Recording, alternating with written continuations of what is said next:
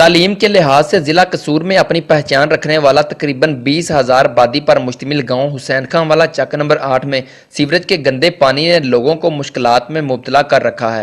गंदे पानी की वजह से मुख्तलिफ बीमारियों की अफजाइश होने के साथ साथ बच्चों का स्कूलों और नमाजी हजरात का मसाजिद में जाना भी दुश्वार हो गया है।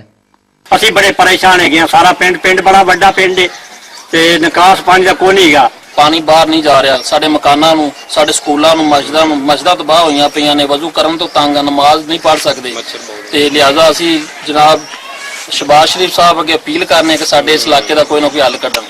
बट साडा पानी बंद हो चुका है, आ साडे हथ वेख लो कि ये ने पानी ढो के। अहले इलाका के मुताबिक सीवरेज के निकास का वाहिद जरिया नहरी खाल था, मगर गुज़श्ता 5 माह से वाटर मैनेजमेंट की जानब से नहरी खाल को पुख्ता किए जाने का काम ताखीर का शिकार है, जिसकी वजह से पूरे गांव के सीवरेज का पानी बंद होकर गलियों, बाजारों, हत्ता के कब्रिस्तान और स्कूल की दीवारों के साथ खड़ा है। जनाब साडे पिंड एक वाटर मैनेजमेंट मतलब एक खाल बन रहा सीगा ते उसका लैवल उच्चा रखा गया।